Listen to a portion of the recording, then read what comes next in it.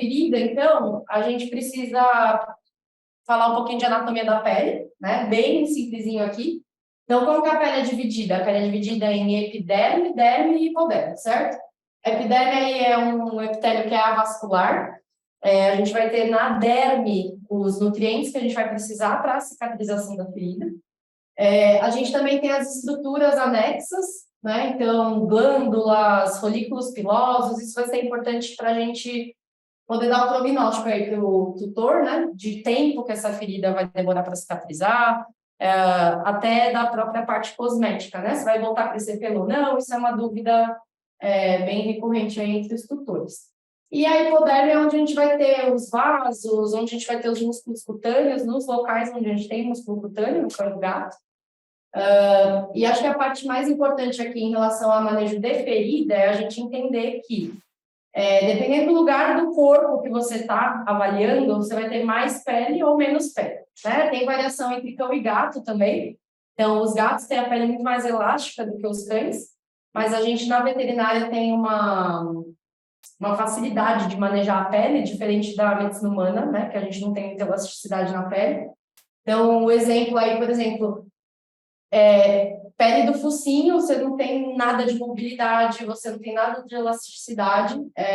Já a pele do pescoço, você tem muito tecido para mobilizar aí, se precisar reconstruir uma ferida. A gente vai ver um pouquinho mais para frente que a quantidade desse tecido que a gente tem, dessa pele que a gente tem, vai influenciar diretamente em algumas fases da cicatrização, principalmente na fase de contração da ferida. Como que é pro lado que passa aqui? Ou enter? Ou tá no controlinho? Só problemas técnicos, um segundo. Então, a gente vai ver sobre a classificação das feridas, né? O que eu quero deixar... Obrigada. Esse daí. O que eu quero deixar de recado para vocês é que vocês vão ver que a gente tem muito material disponível para trabalhar quando a gente está acessando essas feridas. Então, a gente fica até perdido, tanto de coisa que a gente pode usar. O que eu aprendi ao longo dos anos, tratando tudo isso daqui é caso que a gente pegava, né, no abrigo muito resgate. Então, resgate de maus tratos, né, a gente trabalhava bastante com ferida. E o que eu tirei de conclusão desses anos todos acompanhando feridas diariamente é que o importante é basicamente o que a gente vai discutir hoje, que é a identificação das fases da ferida e da classificação também, que tipo de ferida que eu tenho, para eu poder decidir qual manejo eu vou fazer, certo? Então, aí a gente tem alguns exemplos. Então, feridas por incisão são as feridas basicamente cirúrgicas que a gente vai criar. As feridas por abrasão, nesse caso aí é a Tatatu, uma cachorra que foi arrastada por um carro. Então, quem nunca escorregou na quadra da escola e perdeu a tampa do joelho, que atire a primeira pedra, então seriam essas feridas de abrasão. Queimadura, tanto química quanto essa daí é a Cherie, é por fogo mesmo, estou presa embaixo de um sofá. Avulsão, a gente tem... Eu pego muito caso, pelo menos no lugar que eu trabalho, o cachorro no portão coloca a pata para fora, o cachorro está passando na rua pega. Então, essas lesões por desenluvamento da ponta da cauda é muito comum em gato. Entra no motor do carro, a pessoa não vê, liga, arranca a pele inteira do rabo do gato, né? Então, essas daí seriam por avulsão. A gente pega muito também, dependendo do lugar que vocês tiverem, feridas por peçonha, né? Então, aranha, principalmente, vai causar uma necrose bem extensa do tecido. Esse daí é um fralda, foi escorpião. O cachorro, a ferida ficou ótima, mas ele morreu depois de um mês, subitamente, a gente não sabe o que aconteceu com ele. Laceração é bastante comum, cerca, principalmente, né? Cerca, lança, faca, enfim. Feridas por mordedura são feridas mega importantes, daria uma aula só de ferida por mordedura. Anotem aí o efeito de iceberg, que a gente chama. Às vezes você vê, pelo fato do animal morder e chacoalhar, você vê uma punção-incisão, então uma perfuraçãozinha, e às vezes o tecido por baixo está inteiro traumatizado, né? Então, essas feridas são bem importantes porque elas parecem pequenininhas, mas por baixo está o caos. E as feridas por ruptura, tem outras classificações, mas essas daqui são as principais que eu selecionei, que acho que a gente pega na rotina. Então, por ruptura, basicamente, vão ser as fístulas. Isso aqui era um abscesso por aplicação de medicação subcutânea. Então, fez um abscesso, fistulou. A gente tem bastante fístula em região perianal, né? Então, é interessante a gente saber o tipo da ferida para a gente poder escolher o manejo apropriado. Eu não... O que você fez aqui que eu não vi para passar?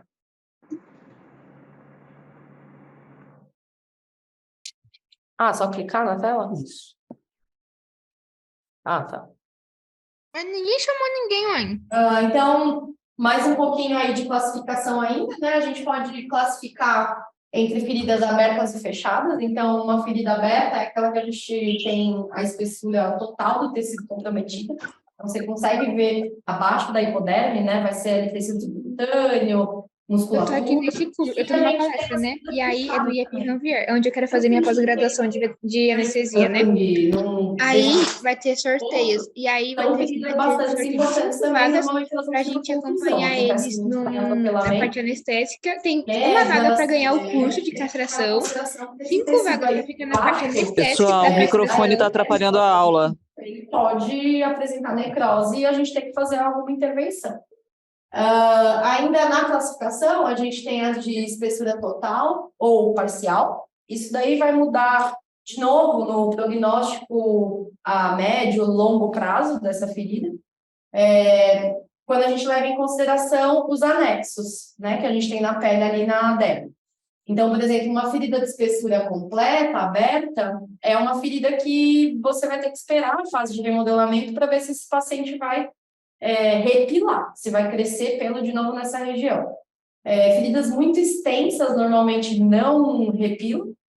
Isso daí é importante conversar com o tutor, né? Porque às vezes eles esperam uma melhora 100% e a parte cosmética deixa um pouco a desejar, não mude na vida do paciente, né?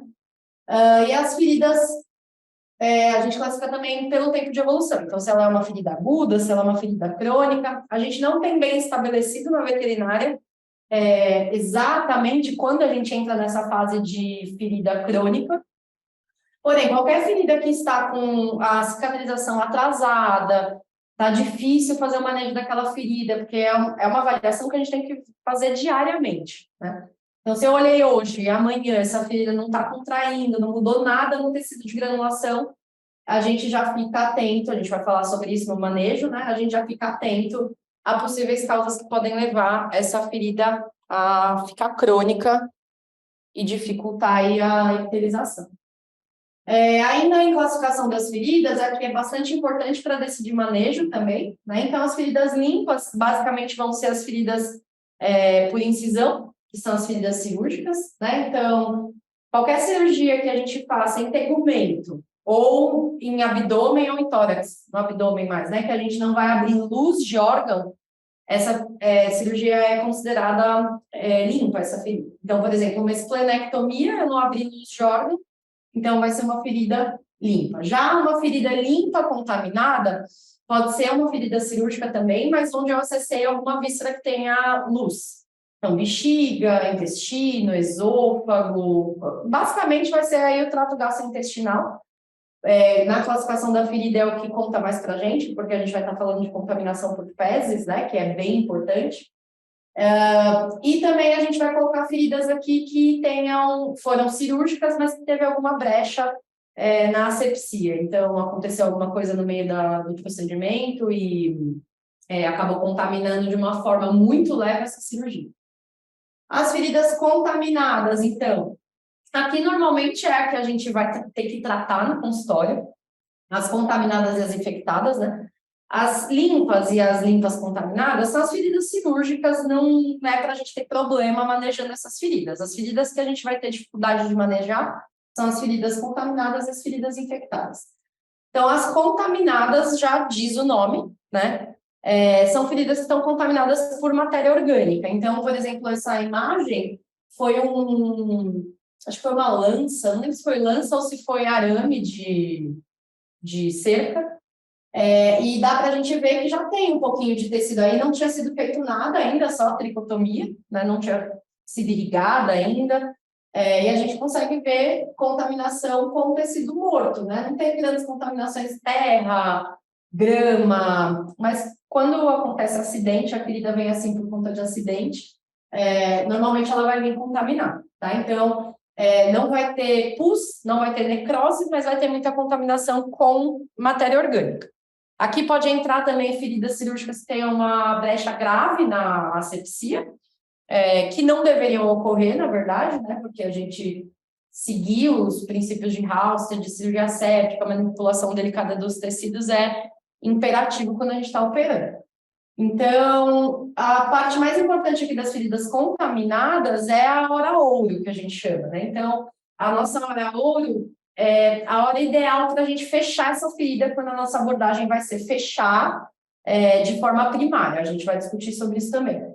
Essa hora ouro é de 6 horas. Então, feridas que estão apenas contaminadas, não tem pus, não tem necrose, né? Até porque não dá tempo de, em até 6 horas, ter uma necrose super extensa e formar pus, né? Porque pus só tem na infecção. Então, feridas até 6 horas caem nessa categoria. Feridas infectadas são as que a gente vai ter mais trabalho, né? Então, são aquelas feridas que passou dessa hora ouro, dessas horas ouro. E feridas que a gente já tem aí, debril tecidual, você tem contaminação extensa por fezes, por matéria orgânica, e precisa necessariamente ter necrose e pus, certo?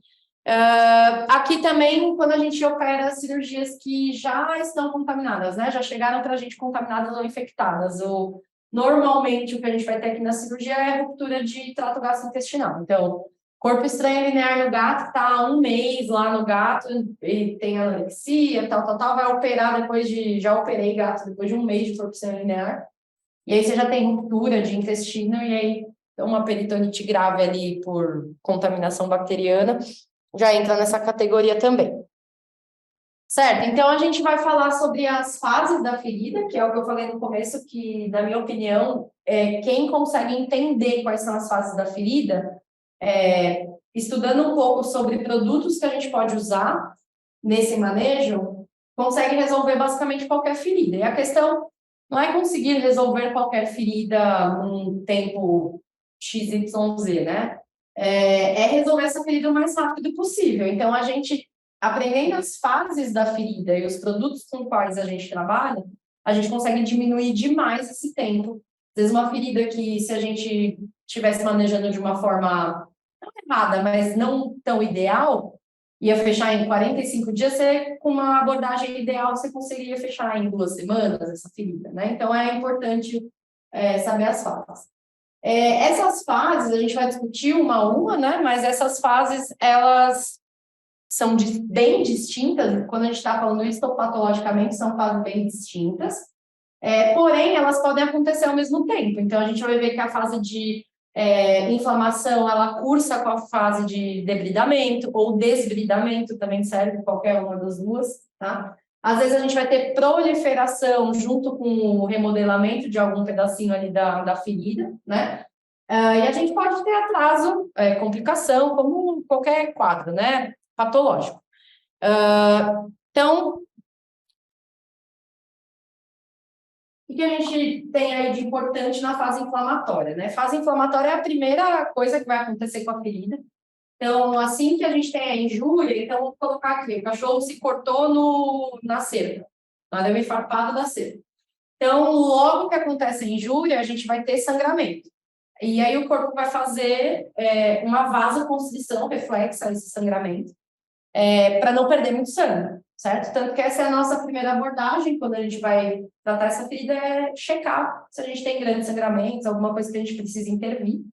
Mas o corpo já tenta, ali nos 5 a 10 primeiros minutos, fazer essa vasoconstrição para poupar essa perda de sangue.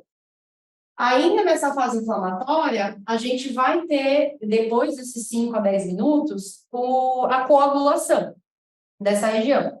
Então, o tempo de coagulação vai variar de indivíduo para indivíduo, mas, se eu não me engano, são 10 minutos, 11 minutos, alguma coisa assim, em cão. E aí, a gente, nessa fase da inflamação, também vai ter aqueles sinais clássicos que a gente aprende, né, que vocês aprenderam na graduação, da inflamação, que envolve perda de função, eritema, que é aquela vermelhidão em volta, calor, edema, né? E aí essa inflamação vai durar aí 24 a 48 horas mais ou menos. Cursando com essa fase inflamatória, a gente vai ter essa fase de debridamento. Esse debridamento que a gente está falando aqui é um debridamento fisiológico, assim, é do próprio organismo do paciente, né? Não é o debridamento, não estou falando do debridamento que o veterinário faz, a gente vai chegar lá para quem não ouviu esse termo ainda, né? Então, é uma fase que a gente tem uma vasodilatação no final daquela inflamação para poder levar aporte nutricional, para poder levar células que vão fagocitar a bactéria, resto de tecido, etc. E a gente vai ter esse exudato inflamatório, isso é importante observar na ferida, porque às vezes na rotina eu vejo muita gente confundindo o exudato inflamatório da ferida com pus. Esse exudato inflamatório, ele pode ter uma coloração meio amarelada, ele não chega a ser tão viscoso quanto uma secreção purulenta, mas não tem cheiro, ele não fica esverdeado, o paciente está bem clinicamente, né? Então, acho que vocês já devem ter ouvido falar que a clínica é soberana, mas a gente tem que saber que ele existe, porque senão a gente fica tratando um negócio que a gente está achando que é uma infecção, na verdade é só um exudato normal que vai ter na ferida. Nesse exudato a gente tem as células, tem citocinas, tem um monte de fator quimiotático para atrair mais células para a região, para o corpo poder debelar essa infecção local ali que aconteceu a partir do trauma. Essa fase inflamatória e a fase de debridamento, elas não devem ultrapassar 3, 4 dias. Por que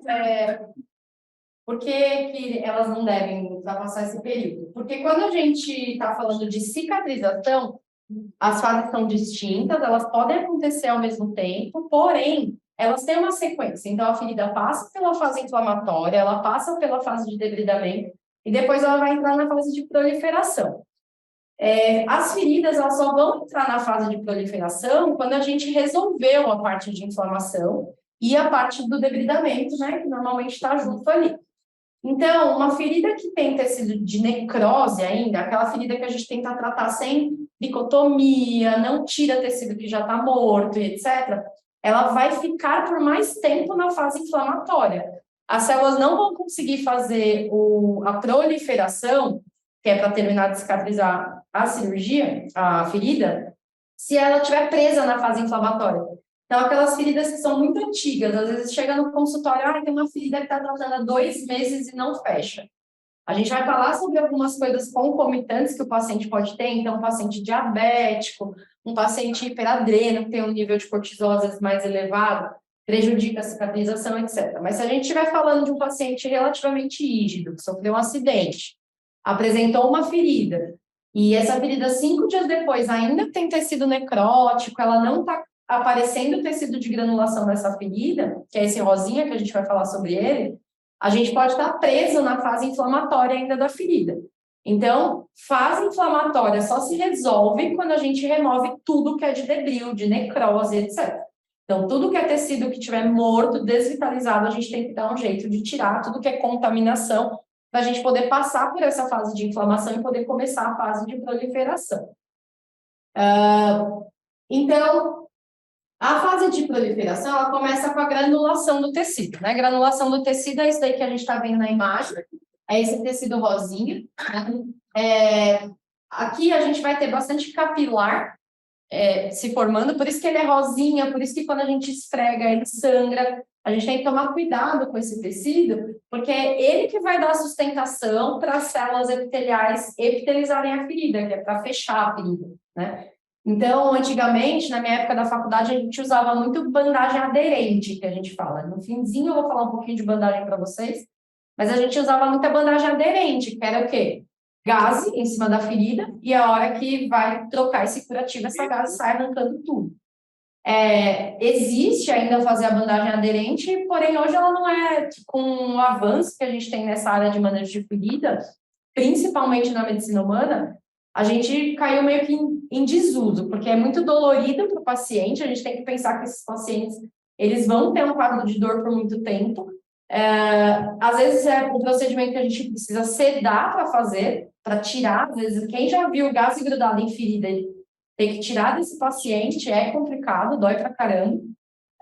E nessa de tirar esse curativo de cima da ferida, a gente pode levar células novas que estão ali trabalhando diariamente para epitelizar a ferida. A gente leva a célula boa que está fazendo a epitelização embora junto da gás.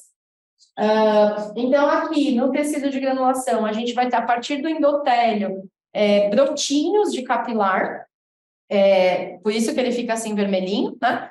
A gente tem bastante fibroblastos, que eles vão gerir aí a deposição de colágeno, né? Porque depois esse colágeno vai ser transformado, colágeno tipo 1 em 3.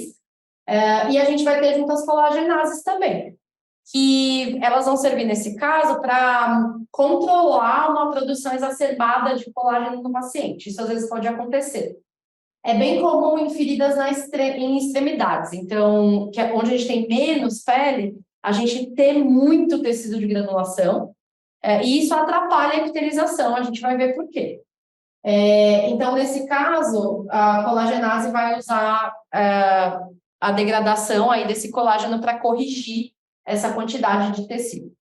Ela é frágil, né, essa camada, então cuidado.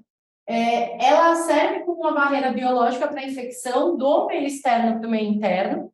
Então, aqui, quando a gente vê tecido de granulação, uma coisa que eu vejo muito ser utilizada é antibiótico tópico, em feridas assim. Porém, o tecido de granulação ele já funciona mais ou menos como que uma barreira biológica para essa infecção que pode estar vindo do meio externo.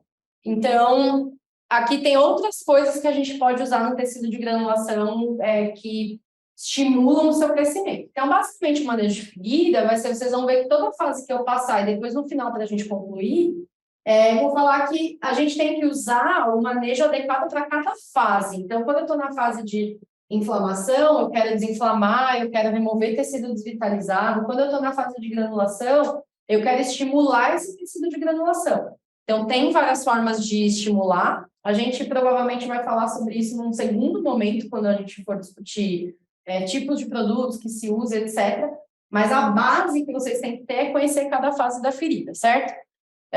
Aqui nesse tecido de granulação, ele também vai depender, a rigidez dele vai depender de nutrientes, né? Então, normalmente a gente faz um acompanhamento desses pacientes para saber coisas em relação à albumina, principalmente albumina para a cicatrização, né? Mas aqui falta de vitamina C atrapalha a síntese do colágeno, então daria para a gente suplementar, né, em alguns pacientes que a gente julgue necessário. Um paciente desnutrido não vai ter um tecido de granulação tão saudável. O certo é ele ser assim, rosinha, friável, sem encostar nele e sangrar. Lembrando que o tecido de granulação nos gatos ele é um pouquinho mais pálido, mas normalmente a gente já vê isso na mucosa do gato, né? Quando você compara uma mucosa normal de um gato com a mucosa normal de um cachorro, você vai ver que o gato ele sempre vai tender a ser mais para palidez, né? Do que para aquele rosinha mesmo. Então, o tecido de granulação do gato é a mesma coisa. O tecido de granulação vai ser saudável quando a gente não tem nenhum metabólito ali, né? Então, a ferida já passou por essa fase de inflamação e de debridamento. E uma coisa interessante sobre o tecido de granulação é que ele responde a alguns manejos. Se eu tenho, então, por exemplo, um tecido de granulação que está meio pálido num cachorro. Se ele está meio pálido, provavelmente isso daí está faltando capilar. A partir do momento que eu observo isso na minha ferida e eu decido que eu vou fazer uma bandagem oclusiva, eu estou diminuindo a quantidade de oxigênio nesse tecido de granulação e aí eu acabo estimulando a formação de novos capilares. É esse o raciocínio que a gente tem que ter quando a gente está avaliando ferida. Às vezes, a avaliação da ferida vai mudar o meu manejo da manhã para a noite. Uma ferida que de manhã eu prescrevi, por exemplo, um tratamento BID. Então, você vai abrir essa ferida 2 vezes por dia. No mesmo dia, de manhã pode ser um protocolo e à noite pode ser outro protocolo. Por isso é importante a gente treinar o nosso olhar para essas fases. Ainda na fase da proliferação, a gente vai ter aí, depois que tem uma boa... Eu quero que vocês reparem, deixa eu voltar aqui nesse só. Eu queria que vocês reparassem... O meu cursor aparece na apresentação? Eu queria que vocês reparassem aqui nessa imagem, porque depois vai ter a de proliferação, de epitelização, o mesmo cachorro. Então, aqui tem um tecido de granulação saudável, porém, ele está solto aqui das bordas, ó, ele não está grudadinho. Então, quando a gente passa dessa parte de granulação, quando o tecido já está bem granulado, isso daqui é a nossa epiderme. E aqui é o meu tecido de granulação, que cresce no meio da ferida. Eu vou ter a ação dos miofibroblastos, que são parecidos com os fibroblastos, só que eles ficam aqui só na beira da ferida, e eles têm tipo umas mãozinhas, né? Então a gente vai ver aqui no slide, dá para ver, que eles têm uns cabelinhos aqui assim, que são fibras actínicas, que elas vão diminuindo de tamanho para trazer essa ferida para frente. Então, tem um miofibroblasto aqui, ele está preso aqui e aqui. Ele vai diminuir o tamanho dessa fibra de actina dele e, por consequência, ele vai acabar arrastando um pouquinho para frente. Isso daqui a gente está falando de milímetros por dia, 1 milímetro por dia, 2 milímetros por dia, né? Então, ele vai de pouquinho, diminuindo o tamanho da fibra actínica dele e vai trazendo essa pele mais perto uma da outra. Essa fase de contração, ela vai durar aí 5 a 10 dias, mais ou menos, 5 a 9 dias. E ela vai terminar quando o tecido encontrar no outro, né? Então, se a gente vai fazendo, se os miofibroblastos vão fazendo isso até o meio da ferida e ela se encontra, acaba essa fase de contração. A fase de contração, lembra que eu falei que na extremidade é mais difícil, né, de cicatrizar e é mais fácil de acontecer problemas. Então, vamos supor agora um segundo cenário aqui, onde a gente tem menos pele, né, na extremidade, então na ponta da pata do cachorro. E aí eu tive, por exemplo, um excesso de tecido de granulação aqui que invadiu minha ferida. Os meus miofibroblastos estão aqui embaixo. Então, para eles conseguirem fazer, tá na bordinha da epiderme aqui. Então, para eles conseguirem fazer essa contração com esse tecido de granulação aqui no meio, eles não vão ser tão efetivos, eles vão demorar muito mais para contrair, e aí eles podem começar a fazer uma invaginação dessa pele, assim, começar a puxar para baixo, para ele, a pele. E aí você tem uma contratura da ferida, que não é a mesma coisa que contração. Contração é o movimento normal da ferida, ela vai escorregando até encontrar uma borda na outra. Contratura é quando a gente tem algum problema aqui com o nosso tecido de granulação no meio e o miofibroblasto começa a puxar as bordas da ferida para dentro, ele não progride mais, ele não diminui mais de tamanho, certo? Isso daqui eu vejo muito, o que acontece? Às vezes a gente faz uma bandagem e aí a gente quer preencher esse espaço aqui com gaze, certo? Aí eu venho aqui com uma bandagem em cima e ainda aperto, né? O que essa gaze, a hora que apertar tudo na bandagem, vai fazer? Ela vai diminuir aqui de altura, né?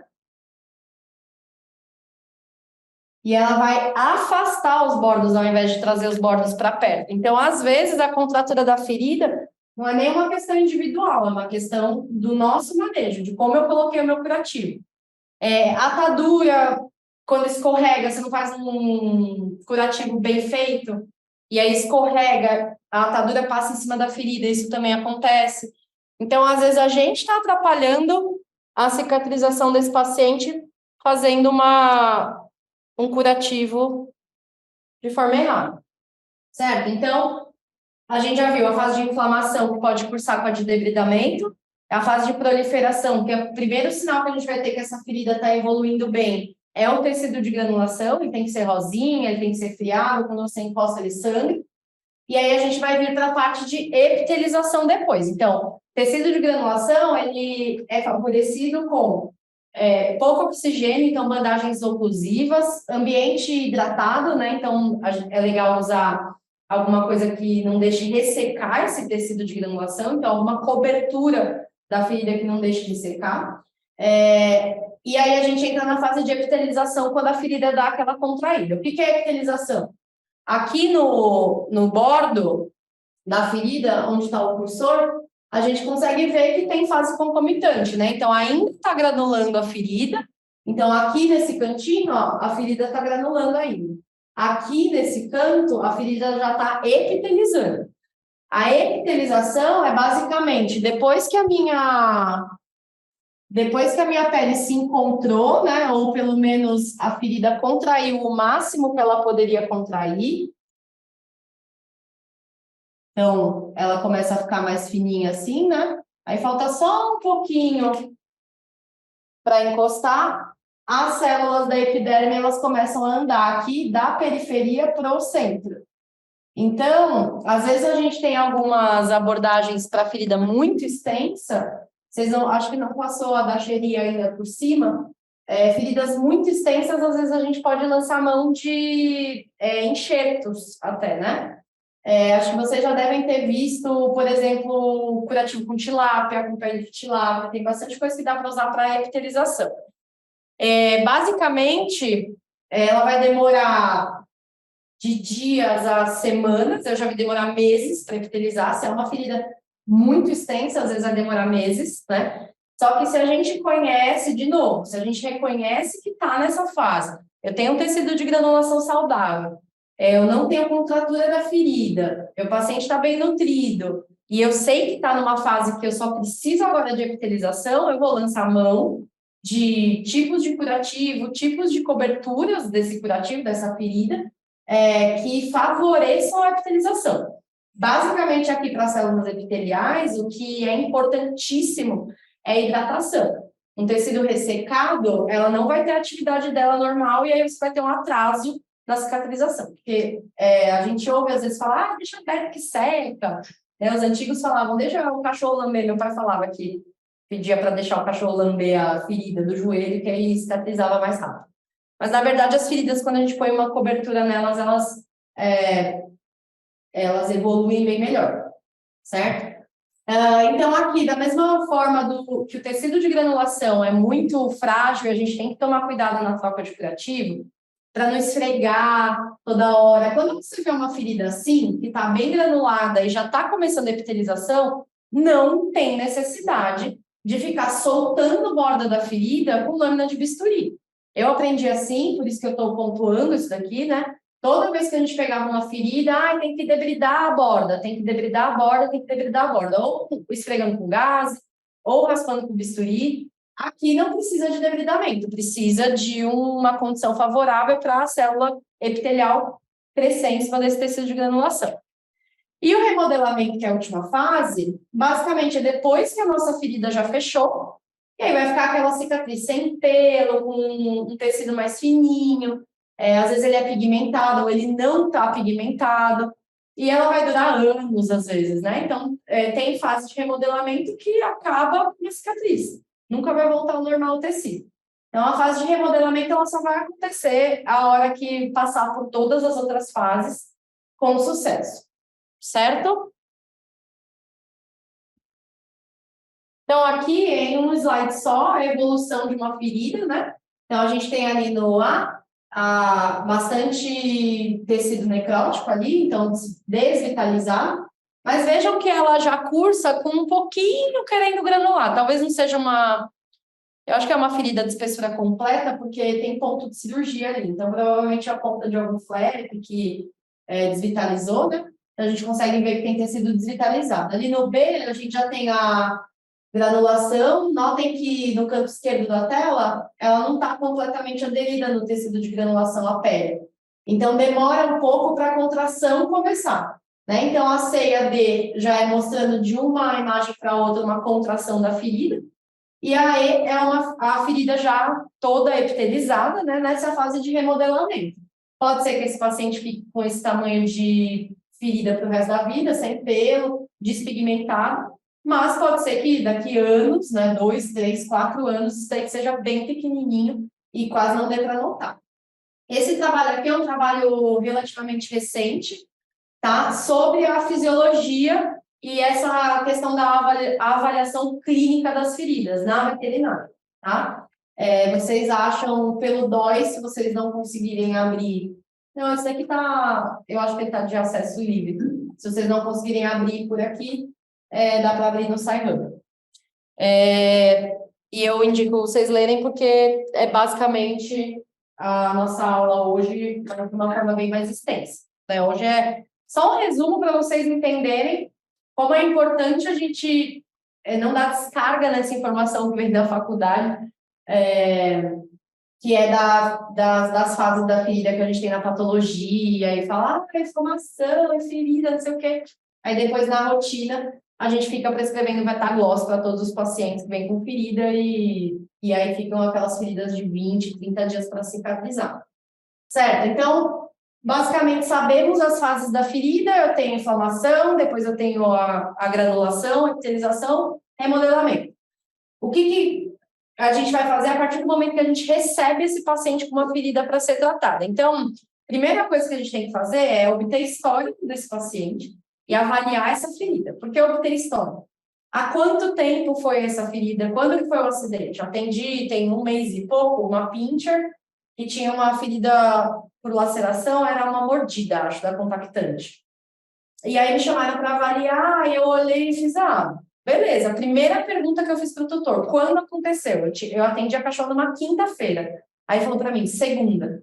E me chamaram para fechar a ferida. Era uma ferida pequena, mas era uma ferida que tinha quase 5 dias já. Não tem uma indicação de fechar essa ferida cirurgicamente, porque ela era muito pequenininha, então a gente ia tratar por segunda intenção. Lembra da hora ouro, né? Então, colheu o histórico desse paciente. Há quanto tempo foi essa ferida? O que aconteceu nessa ferida? Lembra? Vamos supor, pessoal, é a aula das desgraças, né? Aí, enfiaram uma chave de fenda no cachorro e aí tem um buraquinho, é uma ferida por punção, uma chave de fenda.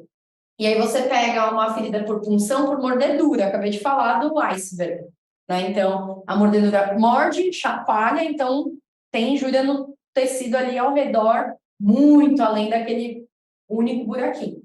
Então, é importante, ao invés de a gente só bater o olho e falar assim, isso aí foi um prego, sei lá. Então, a gente coleta esse histórico também com o tutor. Outras coisas, se faz uso de medicação crônica, porque isso pode influenciar na cicatrização. Então, ele está acompanhando com um dermato, faz sei lá quanto tempo que está tomando corticoide.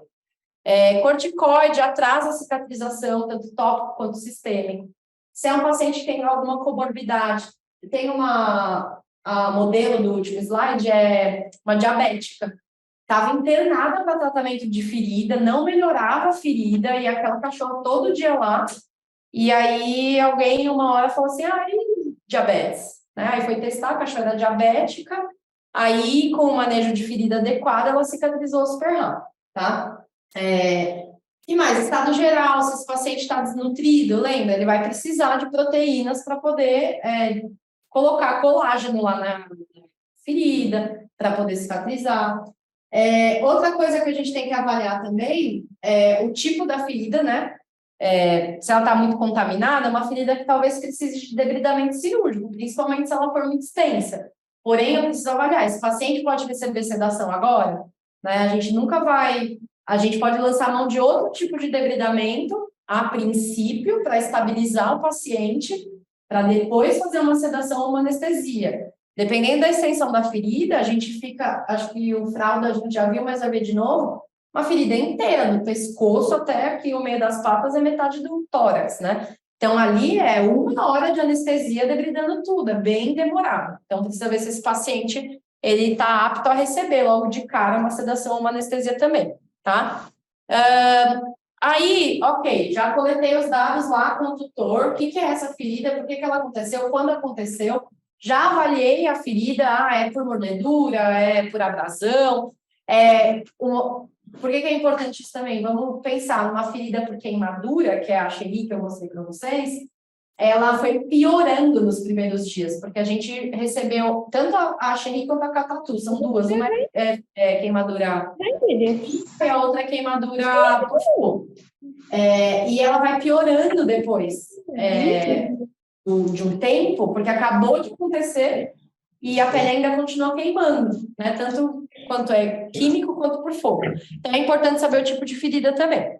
Aí já decidi qual é o tipo de ferida, quem é meu paciente, se ele se importa com anestesia. Aí eu vou decidir o meu protocolo de tratamento para essa ferida. Então, primeira coisa com qualquer lesão que a gente se depare, tricotomia. Tá? Então, precisa fazer tricotomia ampla, porque eles não tomam banho todo dia, vai facilitar infinitamente o manejo, não vai acumular sujidade naquele pelo que está em volta. Então, primeira coisa, tricotomia. Só que lembra que a gente não quer contaminar mais ainda uma ferida que às vezes eu já peguei contaminada, né? Aí aqui a gente pode lançar mão de algumas estratégias. Então, cobrir essa ferida com compressa, com gás. Eu, particularmente, gosto bastante de aplicar gel de ultrassom. Você aplica o gel de ultrassom na ferida, bastante, uma camada considerável, faz a tricotomia, e aí qualquer pelinho que levantar ali e tudo mais, ele vai parar no gel. A hora que a gente for irrigar, você vai irrigar esse gel e vai embora com o gel o pelo, para a gente não contaminar mais ainda. O objetivo da gente avaliar essa ferida e tentar debridar é porque se a gente consegue um bom debridamento, vamos supor um cachorro com uma laceração, que não venha acontecido completamente desvitalizado, igual da primeira foto ali. Se eu limpo muito bem, irrigo muito bem e não vejo nenhum sinal óbvio de leito vascular rompido, então, vamos supor, na mama de uma cadela, eu não tenho uma epigástrica rompida, então eu sei que eu não vou perder aquele fragmento de pele depois, o objetivo é fechar cirurgicamente ali de forma primária, para não atrasar essa cicatrização. Aí, beleza. Decidi, então, vamos supor que é aquele primeiro caso. Decidi, eu vou precisar de debridamento. Aí a gente já coletou o histórico desse paciente, a gente vai ver se ele pode receber sedação ou anestesia para fazer o debridamento, ou se a gente vai optar por debridamento químico, enzimático, mecânico. Pacientes que não suportam anestesia, normalmente você até consegue fazer um debridamento sem a sedação ou anestesia com o paciente acordado, porque esse tecido está desvitalizado.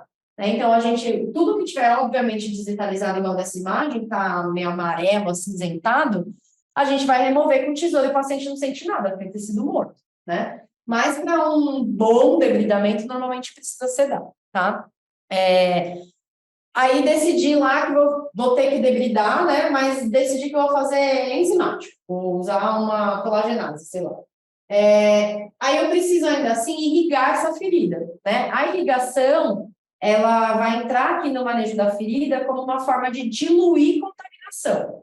Aqui não importa muito qual tipo de produto que a gente está usando, porque precisa ser uma solução antisséptica. Na verdade, o objetivo é diluir contaminação. Aqui, nesse momento, a gente não se preocupa muito se vai ser com uma solução de clorexidina, se vai ser com só soro fisiológico ou se vai ser com água de torneira. Porque existe a gente ligar a ferida com água de torneira também, tá? Tem esse sistema fechado que a gente vai abordar em outra aula depois com vocês, como fazer a irrigação dessa ferida, mas aí ok.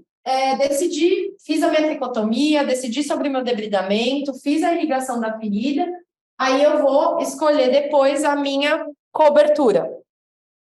Como que eu vou fechar, né? Então, debridei minha ferida, ela ficou linda, maravilhosa, e o paciente pode ser anestesiado, eu vou fechar por primeira, né? Então, método de fechamento primário, que a gente fala, recebi o paciente, debridei, resolvi, fechei. A gente pode optar também por um primário retardado, que a gente fala, então atrasar um pouco esse fechamento primário, mas não tanto. Então, eu pego uma ferida, por exemplo, essa que eu coloquei para vocês, essa é a paciente que eu falei, diabética, Nina. A gente debridou, ficou com aspecto bom. 3 a 5 dias depois, eu posso optar por fechar essa ferida, que é o que a gente fez aqui. Como ela tinha muitas, ela tinha a pata inteira necrosada, perdeu uma orelha, tinha aqui na cabeça, a cachorra cheia de ferida. a gente optou por fechar todas que a gente conseguia, porque é muito trabalhoso o manejo e, querendo ou não, é um pouco desconfortável para o paciente, né? Porque um curativo simples a gente também não vai ficar sedando todo dia para fazer. Então, gera um pouquinho de desconforto. Enfim, decidi que não dá para fechar isso daqui agora, esse paciente está muito mal ou está muito extensa a ferida, não tem de onde tirar a pele para fechar isso, a gente vai tratar por segunda intenção, que na verdade é o objetivo desse manejo da ferida. Quando você consegue fazer cirurgicamente por primeira, ok. Nesse caso aqui foi fechado, foi o fechamento retardado, né? O primário, mais atrasadinho. E aí, se eu decidir tratar por segunda intenção, eu vou decidir o tipo de cobertura que eu vou colocar na minha ferida, então isso está diretamente atrelado a eu entender qual fase dessa ferida que esse paciente está. Então, nessa segunda imagem aqui da ferida, né? Aqui a gente ainda vê um pouquinho de tecido desvitalizado, as bordas não estão muito bem acopladas ali no tecido de granulação. Então, aqui, por exemplo, eu optei por tratar por mais alguns dias com açúcar, que é o que a gente tem de mais barato que tem hoje, que eu adoro. Tira cheiro, então não vem tanto inseto, e cria bastante tecido de granulação, estimula muito o tecido de granulação. E a gente pode usar outras coberturas também, como as pomadas, tem os curativos interativos, hoje em dia tem um monte, né? Tem curativo interativo com mel, com gel, com alginato, com um monte de coisa.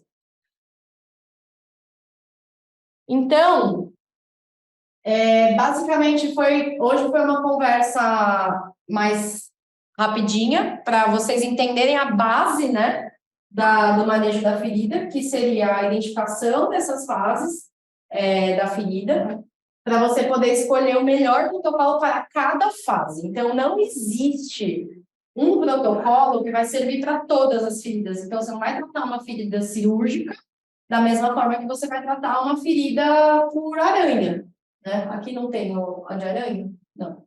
Ou, por exemplo, essa ferida aqui, ó, esse daqui é o pretinho. Até hoje a gente não sabe por que foi essa ferida.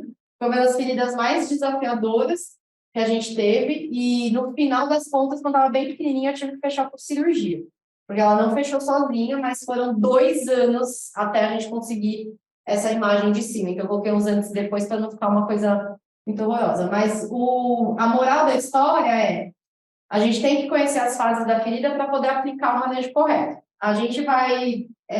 eu conversei com o pessoal aqui para a gente poder fazer uma outra aula para vocês, isso aqui é a base, né? Para vocês terem outra aula sobre os tipos de cobertura da ferida. Então, quando que eu uso pomada à base de mel, quando que eu uso açúcar, quando que eu uso beta-gloss, quando que eu uso colóide, enfim. É isso, eu espero que vocês tenham gostado. O professor Futema vai falar um pouquinho sobre o INIEP agora. Acho que vocês todo mundo preencheu o formulário, quem tinha que preencher, preencheu. E depois que o professor falar um pouquinho sobre o INIEP, a gente vai fazer o sorteio. Eu espero vocês, ganhador, e os outros auxiliares também, espero vocês 16, 17, 18 de julho. Obrigada. Passando a bola para o professor agora. Obrigada.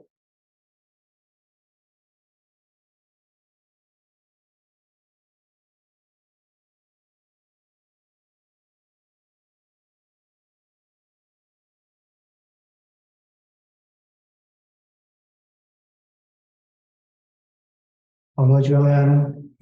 Espero que vocês tenham gostado de uma parte da aula, da professora Andressa. A aula, o assunto manejo de feridas é extremamente extenso, e em 30 minutos ela vai conseguir abordar todo o conteúdo. Tá? Então, na verdade, isso é só para vocês verem um pouquinho do que a gente tem aqui dentro do nosso instituto. Então, agora eu gostaria de mostrar para vocês o nosso programa. É um programa UNIEP, é um programa voltado para vocês, um programa voltado para o graduando, o futuro médico veterinário, né? Então, aquele que estão desde o 1º ao 5º ano, para vocês realmente se adentrarem à medicina veterinária. É por isso que nós desenvolvemos esse programa, né? Então, o programa UNIEP é justamente para isso, tá? Compartilhar, tá, né? é justamente para isso, é desenvolver uma educação continuada. Nós sabemos que dentro da universidade, eu sou professor universitário há quase 30 anos, então muitos de vocês nem eram nascidos ainda. Sou formado no Rio Grande do Sul, depois vim para cá, depois mais para frente a gente contar a história de cada componente aqui do nosso instituto. Então, o principal objetivo do nosso programa é fazer com que vocês adentrem a realidade da medicina veterinária. E como é que vocês vão fazer isso? Com situações teóricas e práticas. Né? E justamente com a parte prática é que vocês, ou seja, hands-on, colocar a mão na massa. É isso que nós desejamos que vocês consigam fazer. Como falei, sou professor universitário, eu sei como é dar aula, muitos anos dando aula prática, teórica, e hoje é muito difícil a gente realmente pegar na mão daquele indivíduo que sabe que aquele cara vai se tornar um ótimo veterinário, então a gente investe nesse indivíduo. Eu sempre falo que eu sou uma pessoa, algumas pessoas falam que eu sou muito bravo, mas se eu gasto saliva com alguém, é porque essa pessoa vale a pena, senão eu não gastaria. Então é isso que nós queremos fazer, trazer vocês junto ao nosso programa. Então, é fazer com que vocês realmente tenham essa vivência dentro do nosso programa. Então, nós vamos ter conteúdos teóricos, ter conteúdos práticos, vocês vão ter contato com pessoas que estão atuando. Eu comecei a anestesia volante, que é o freelance, em 1996, ou seja, vocês nem eram nascidos. Talvez eu tenha sido um dos primeiros, ou o primeiro volante anestesista aqui do Brasil.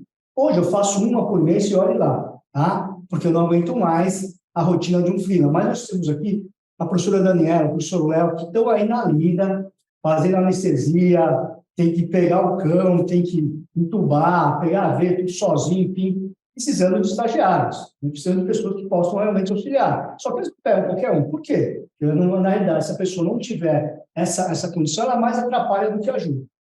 Então, é por isso que dentro desse sistema, nós vamos desenvolver em vocês, até mesmo para ser um bom estagiário, uma pessoa que tenha iniciativa, que olhe para o profissional, já sabe o que ele vai fazer e já faça antes que ele peça. É isso que a gente vai aprender como? Na vivência, no dia a dia, levando bronca. E é isso que nós queremos de vocês. Nós ainda, hoje, né, nós vimos que a primeira coisa do bom estagiário é pontualidade. Pontualidade. Então, quando era, tudo bem que eram outras épocas, aquele meu estagiário, quando chegava naquele momento, naquela hora, ele estava atrapalhando o meu serviço. Então, nós temos que realmente começar agora. Então, aqueles que chegaram na pontualidade receberão, então, poderão entrar no nosso sorteio da vaga de castração. Essa vaga, nesse curso, é um curso hands-on. É um curso para 12 alunos, em que 2 alunos vão estar realizando a cirurgia em um paciente, ou seja, 2 alunos por estação anestésica cirúrgica. E teremos inúmeras cirurgias de castração, machos e fêmeas, cães e gatos. Então, realmente, e a professora Andressa vai estar pegando na mão desse aluno, ensinando realmente o que deve ser feito.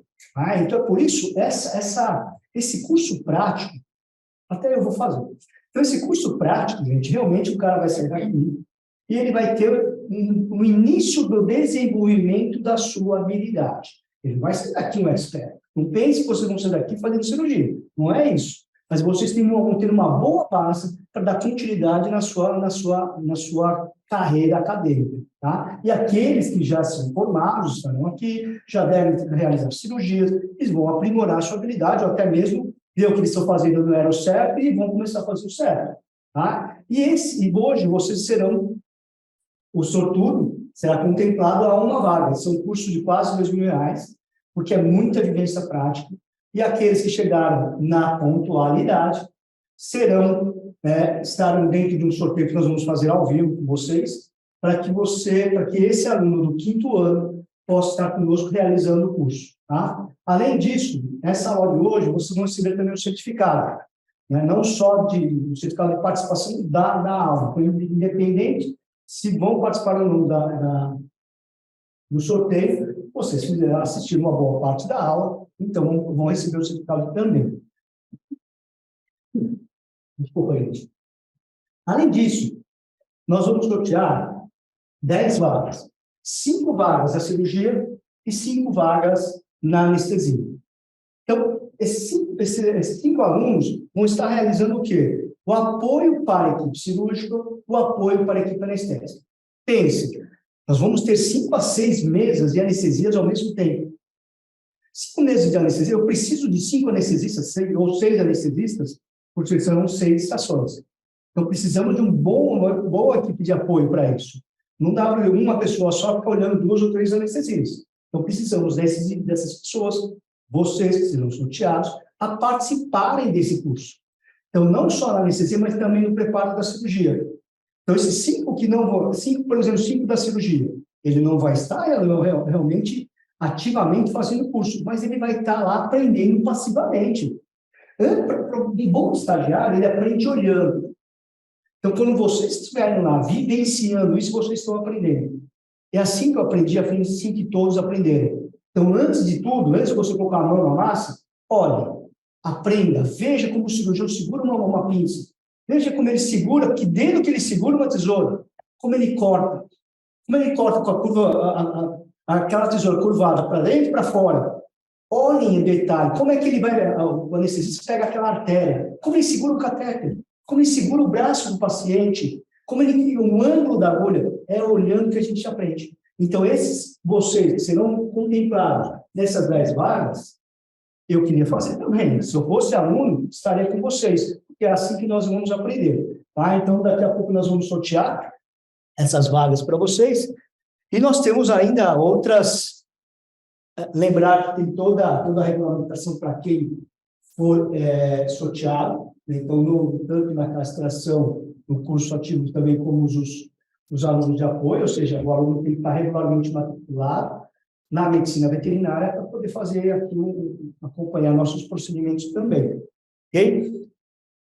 O que vocês estão vendo é somente 5% do que é o programa Uniep. Tem muito mais para vocês. Então, 95% nós não falamos ainda para vocês.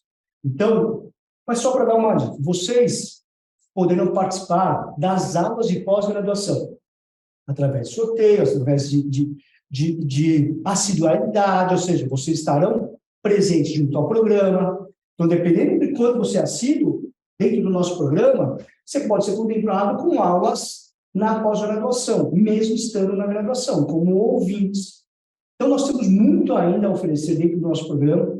Como falei para vocês, provavelmente 5% só do que vocês estão vendo que é o programa EL. Então, se eu fosse você, ficassem realmente, fiquem conosco, porque para quem está no primeiro ano até o 5º ano, vai ver um outro universo. Para quem está no 5º ano saindo, já vai começar a entender o que é realmente a medicina veterinária. Tá? Então, hoje foi só uma demonstração do que é o programa Uniep. Segue a gente se você ainda não segue para acompanhar as maravilhosas palestras e conteúdos exclusivos que o IEP Ranvier disponibiliza para vocês. Beijo, te espero na próxima!